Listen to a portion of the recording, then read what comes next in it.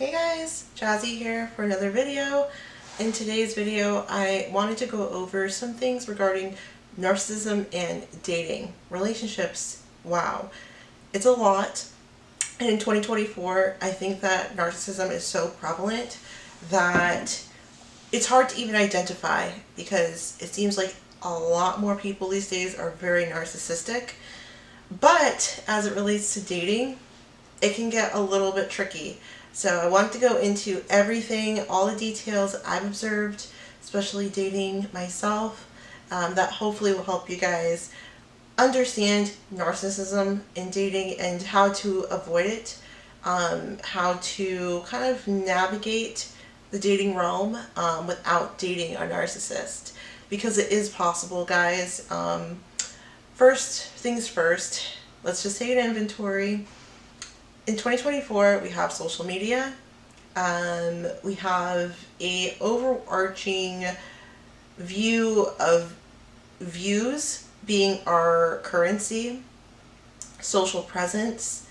That's kind of the name of the game. Social media is everywhere, and we, especially younger generations, value what they're seeing online more, in my opinion, versus the content of someone's character, who they are behind the phone, you know, who someone is online, how they look on paper is a far stretch, very different from someone's character. Are they a good person? You know, just core things that really matter. If you're a traditional person, you know, if you're not a traditional person, I'm not judging. But let's say you are, this video will be for people who want to eventually settle down, have a more traditional family dynamic, where they have a partner at home that, you know, is loyal to them, all the things. And you have to look for certain things that are not surface level in order to vet and think someone or find someone that's going to be a good match for you. And that is extremely hard to do when everything's about image, social proof, how many likes you have, what you do for a career, what's in your Instagram bio. So you get almost trapped in this net, this camouflage that people put up. And that's what's enticing you, right? People do all these things. They have like the most decorated bio. They have all these cool pictures up because they're trying to promote an image. That's why there's so many influencers, so many people making money off Instagram or TikTok, Snapchat, because they're putting forth an image and people, the consumers, are buying into it and, you know, feeding that image, right? So there has to be like a fine line between image and the real person you're talking to. And I like to say that because it is so important. That line gets blurred so easily.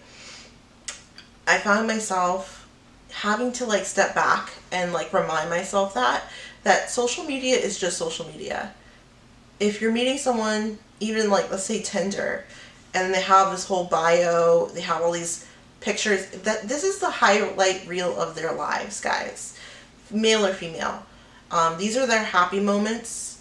The quotes and bios that they have is going to be the happiest version of themselves, the version they want you to see to get you hooked and talking to them and liking them. It's not the real truth about them, their messy past, the things that you would probably want to know about them before. With narcissism, it's very hard to peel back that mask, because a narcissist spends their whole lives, for the most part, cultivating the mask, as they say, of what people will perceive them as, in order to hide away those unpleasant parts of themselves that they don't want seen. And the reason I kind of started off with the social media piece, social media has become the top currency of a narcissist. Yes. narcissists use social media heavily. And it's so convenient. You can be whatever you want to be on social media. You don't have to.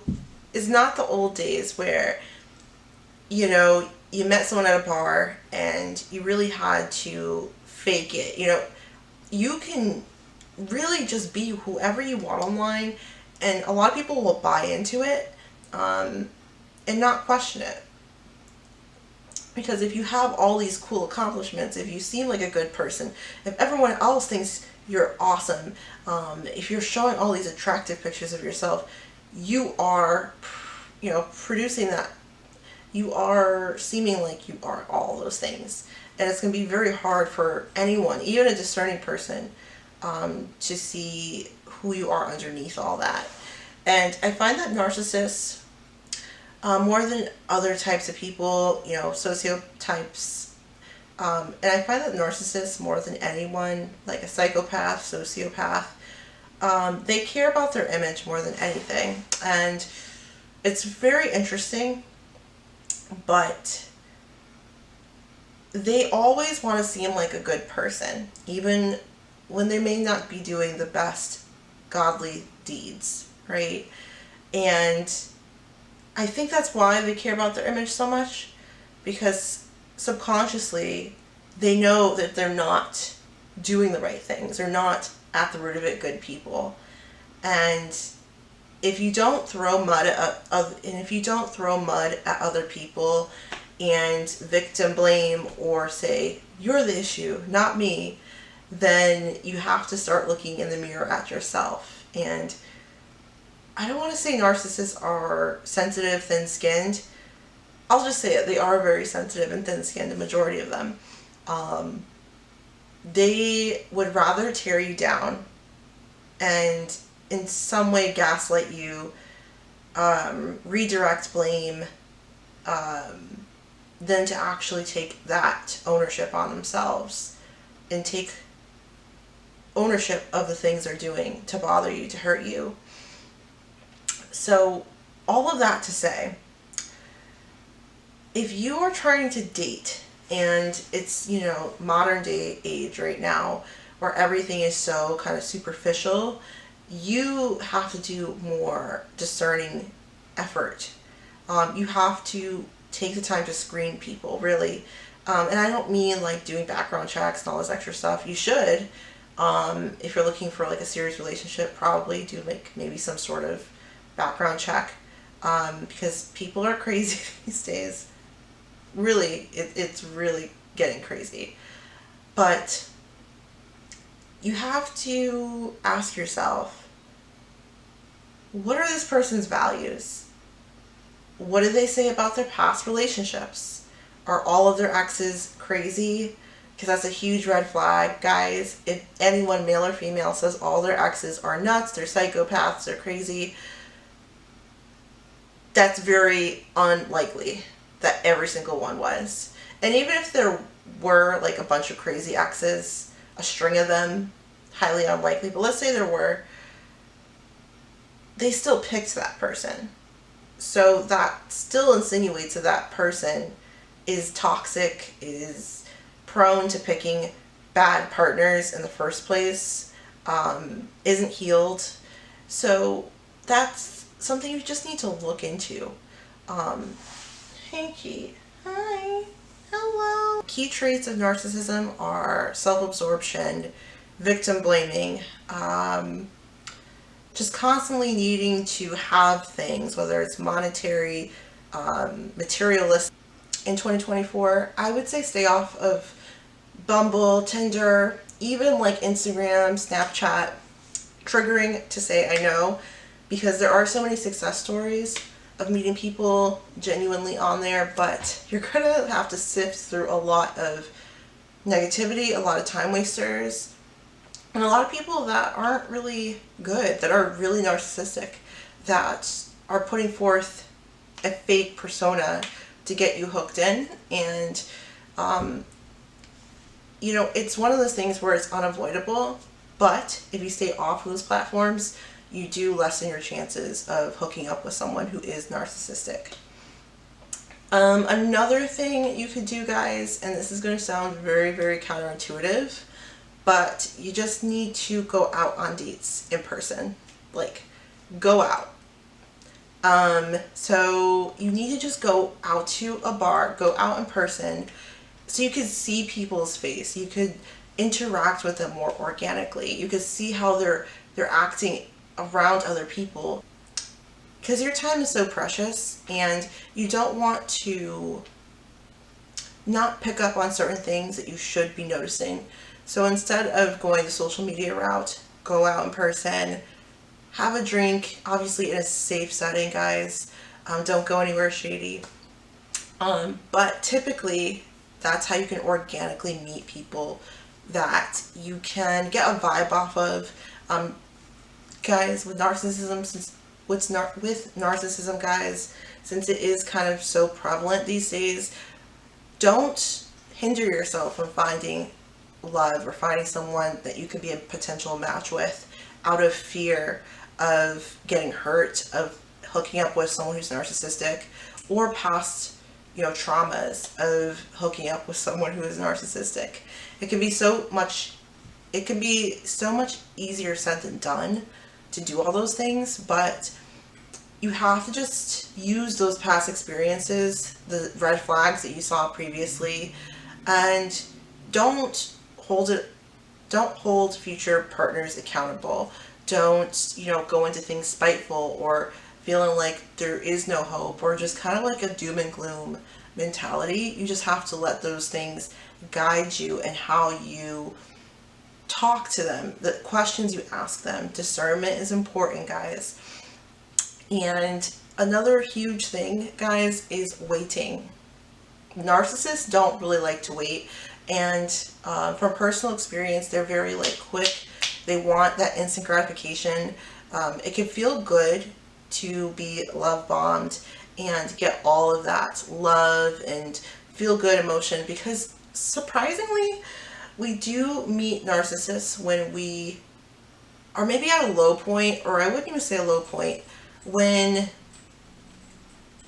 they seem like the answer to all our problems at that moment. Like, they are just what the doctor ordered. And that's no mistake. Narcissists tend to have a hero complex. That's how they get you hooked in. If they see that you're at a low point, or that you are struggling, or anything like that, they find that way to sneak in to your life, because you are vulnerable. And they can be your knight in shining armor. Little do you know, when you're at your weakest, they're not trying to uplift you. They're not trying to, be that person. They're trying to use that weakness to control you, to manipulate you.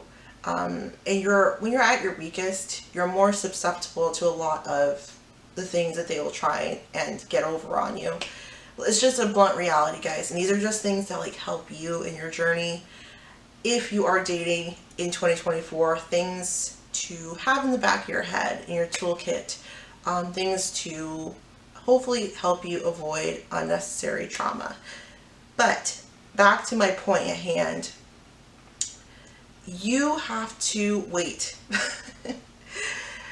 Narcissists don't like to wait, because the longer they are around waiting and having to prove to you certain things, the more they have the ability to slip up, the more opportunities for you to see their mask slip, for you to see the red flags.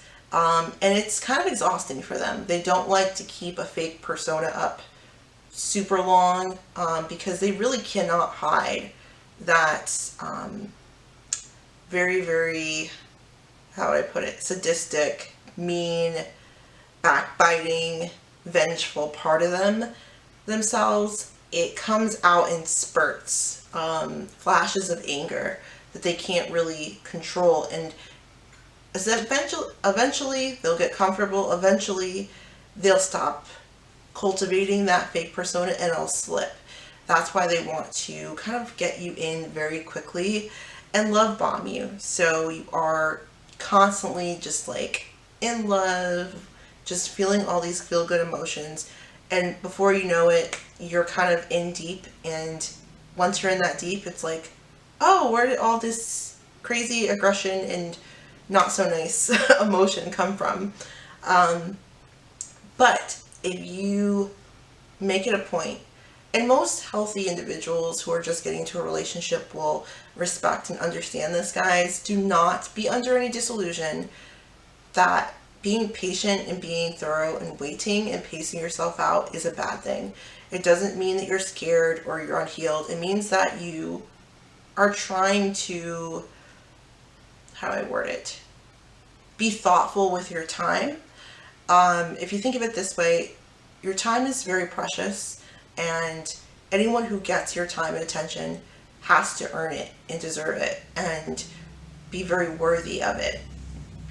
And if someone hasn't proved that to you, you really shouldn't be giving them that time and attention, period.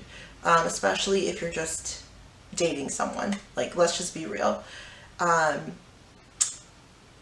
way I tend to look at it is go with your heart, but also know that there are a lot of scammers. There's a lot of people who will tell you what you want to hear, and that's male and female, guys, just to get their own needs met and just to feel propped up. They'll take a lot of your kindness and it'll be something that's going to feed their ego.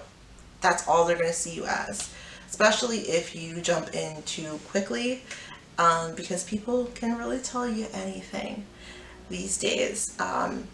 You know, whether it be on social media or just kind of like any interaction that's inorganic. That's why I do believe in face-to-face interaction. A lot of that interaction face-to-face, actually, because it's so easy to tell someone absolutely anything online that they want to hear. That's going to sound good, but there's not much weight behind it. You can't really see people's overall persona to see how they're delivering those words, etc. Another tip, guys, if you're dating and you're trying to avoid a narcissist, make sure you have discernment. You take your time. Take your time. Don't take too long, but take enough time that's comfortable for you, that you feel like you are actually getting to know who this person is. Number 3, the third thing that you want to consider in 2024 dating to best kind of guard yourself from narcissism, or getting into a relationship that could have a narcissistic component, is having healthy boundaries. One thing that narcissists don't like are boundaries, point blank period. That's probably their kryptonite. You're not going to see a lot of narcissists that are going to be very respectful of all the wonderful boundaries that you put in place, especially if it's stuff that they think that you shouldn't be withholding from them, things that they feel like they're deserving of. They want to have control over you at the end of the day, guys. And when you take away that component of letting them control you, they get very upset and very uncomfortable with that. So the best thing you could do, and this is just across the board, whether or not you're dating, trying to avoid narcissists, even if you have a narcissist in your life right now, these are things that could like overall improve your life generally, guys, that you should already be doing. Boundaries are important. It's not like a wall up that you're like keeping yourself from giving to someone or loving them. No, there's certain things. For example, for me, cheating is one of those non-negotiable boundaries. If you cheat, I leave.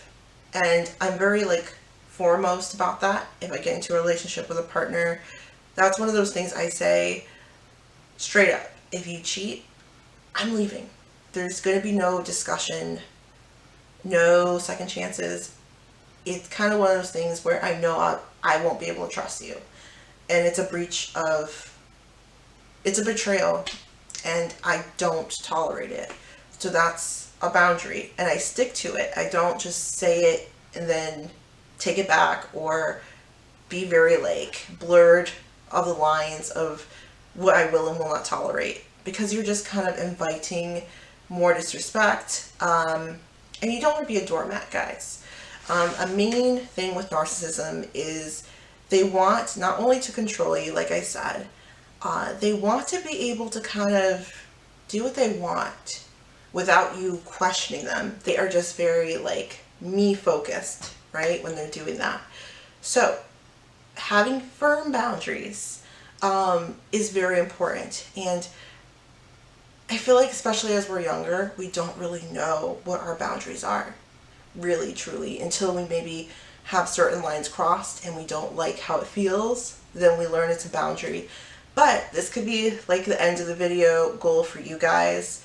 If you're unsure of things that are boundaries that are uncrossable for you, take some time to really think back to past experiences, things that didn't feel good to you, things that you maybe thought could have been a line that was like crossing a line for you, but you still were people pleasing, right? And you still wanted to make someone happy.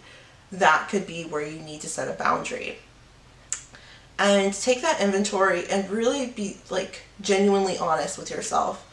How am I going to approach these things in my next relationship? So I'm not putting the power in someone else's hands to hurt me or to mislead me or walk all over me. Because when we're dating, that's basically what we're doing. We are vetting someone, we're giving ultimatums of what we will and won't deal with at the top of the relationship, which I think everyone should do. When you set a standard, right, then most of the time people will fall in line with that, or they will eliminate themselves completely. And if they eliminate themselves completely and they don't meet your standards and what you will and won't tolerate, guys, do not ever, ever, ever, ever compromise that just to keep them. I see this all the time in 2024 of all times, and I'm like, haven't we learned better than this? Like, we all have to, and I'm not saying that you have it, but everyone should have high enough self-esteem where if someone is like threatening to walk because you won't compromise your boundaries and your values, then you are better off letting them walk away. Truly, you're not missing anything, because no one who cares about you is going to challenge you to come off of things that are important to you, that matter to you. That's narcissistic. That is narcissistic abuse right there. Point blank, period. Textbook. And you have to just let them go, because it's a loss on their end and it's a win for you, because they just helped you dodge the biggest bullet ever by walking away, because they would not actually respect you and your boundaries. So yeah, that's the video, guys. Hopefully this is very insightful and just helped you understand ways to think about dating a little differently, things that are super simple that you can do today to actually impact your life positively, to hopefully invite better people into your life, people that will treat you like a king or queen. And yeah, hopefully this video was helpful. If you guys did enjoy it, make sure to smash that like button. It really does help me out. I'm 2 videos in on this channel, and I really want to grow this community truly, with people who are survivors, thrivers of narcissistic abuse, or are just looking for informational guides on how to navigate it. So without further ado, guys, thank you guys so much for watching this video, and I will see you guys in my next one. Bye!